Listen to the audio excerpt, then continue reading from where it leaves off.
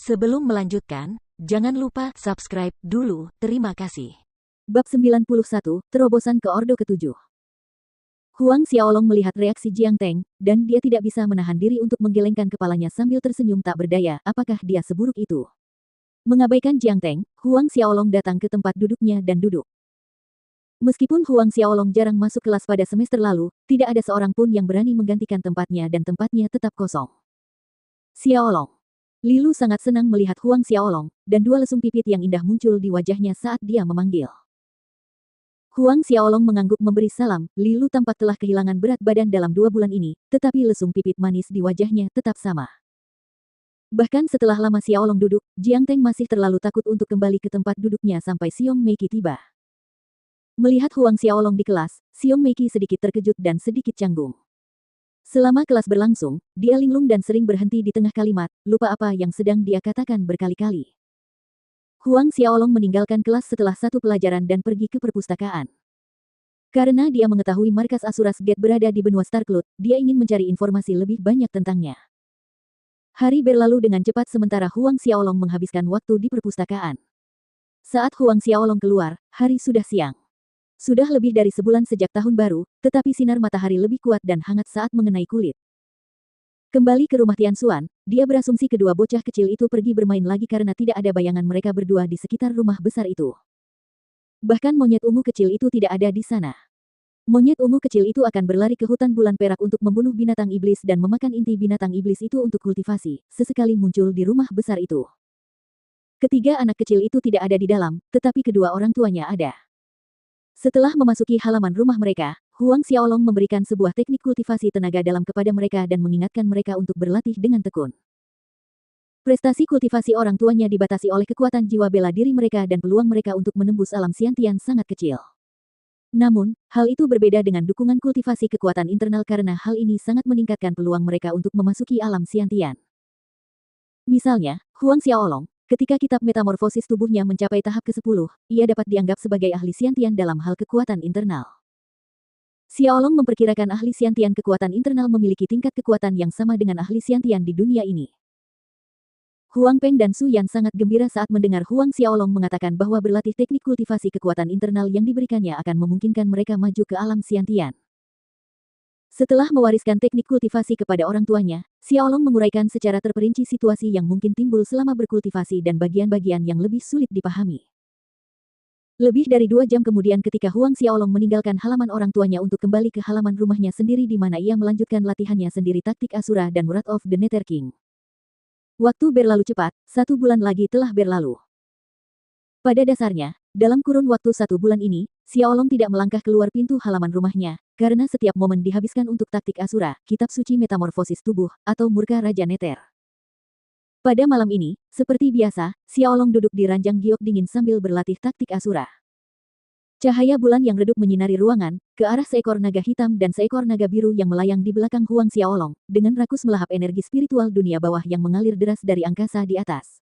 Ki pertempuran di tubuh Xiaolong mulai meraung dan melonjak di meridiannya. Pagoda harta karun Linglong juga melayang tepat di atas kepala Huang Xiaolong. Berkali-kali, saat Xiaolong terus menjalankan taktik Asura, ki pertempuran mengalir melalui meridiannya semakin cepat, bergulir terus-menerus dan menghantam penghalang Orde ke-7 yang semakin menipis.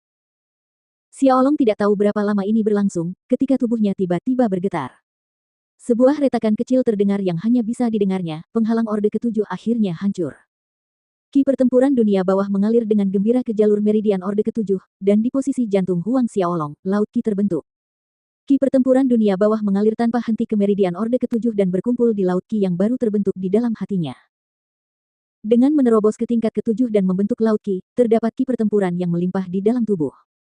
Jika ki pertempuran di meridian seperti sungai kecil, kini, ki pertempuran di Laut Ki seperti lautan luas. Saat penghalang itu hancur, naga hitam dan naga biru di belakang Huang Xiaolong berevolusi dalam sekejap. Tubuh naga kembar itu membesar, sisik hitam dan biru menjadi lebih padat dan yang paling menakjubkan adalah cakar lain tumbuh dari 4 cakar awal, dan keduanya berubah menjadi naga bercakar 5. 2 kepala naga meraung ke arah surga saat aura penindasan yang mengerikan dari naga-naga itu menyapu keluar dari ruangan. Tubuh Xiaolong diselimuti cahaya yang berkedip-kedip untuk waktu yang lama, seperti penghalang cahaya di sekelilingnya. Huang Xiaolong sangat gembira, akhirnya, dia berhasil menembus Ordo ke-7. Ordo ketujuh Hautian.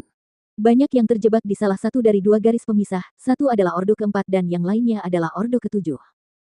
Mayoritas orang berkultivasi selama beberapa dekade untuk menembus Ordo ketujuh, dan beberapa tetap terjebak selamanya di bawah Ordo ketujuh. Di kota-kota kecil kerajaan, Ordo ketujuh seperti Xiaolong dapat dianggap sebagai raja. Tetapi pada saat ini, Xiaolong belum mencapai usia 11 tahun. Berdasarkan pengetahuannya, orang yang membangun Kekaisaran Duanren, Kaisar Duanren, telah maju ke Ordo ketujuh pada usia 13 tahun. Sambil menahan rasa bahagianya, ia terus menjalankan taktik Asura, memurnikan energi spiritual dunia bawah di dalam tubuhnya. Setelah naga hitam dan biru berevolusi, kecepatan mereka dalam menyerap energi spiritual dunia bawah menjadi 3 kali lebih cepat dibandingkan saat ia berada di puncak Orde ke-6 akhir. Awalnya, saat Xiaolong maju, laut Qi-nya adalah lautan kosong selama musim kemarau. Saat ia maju, memurnikan energi spiritual dunia bawah, cadangan Qi pertempurannya di laut Qi berangsur-angsur meningkat.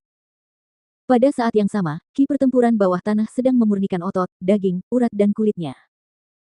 Sebelum Ordo ketujuh, Qi pertempuran tidak mampu memperkuat lapisan luar tubuh.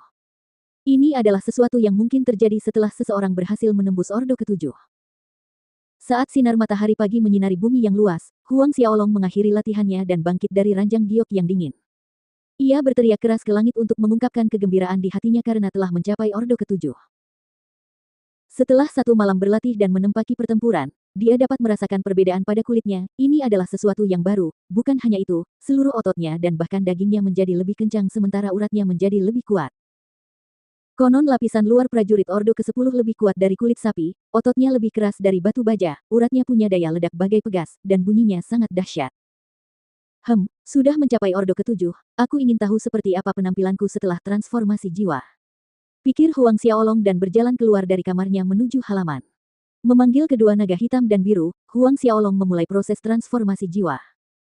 Seketika, cahaya hitam dan biru muncul dan menghilang dalam waktu kurang dari sedetik, menyelimuti tubuh Huang Xiaolong, memulai fusi. Dimulai dari lengannya, lapisan tipis sisik naga menutupi kulit Huang Xiaolong, di tangan kiri, ada sisik naga berwarna hitam, dan di tangan kanannya ada sisik naga biru berkilauan, menyebar ke seluruh tubuhnya kecuali area wajah. Huang Xiaolong tidak merasakan sedikit pun ketidaknyamanan, bahkan ketika seluruh tubuhnya ditutupi lapisan sisik naga seolah-olah mereka selalu menjadi satu kesatuan dan dia jelas bisa merasakan pertahanan luarnya telah mencapai ambang batas baru.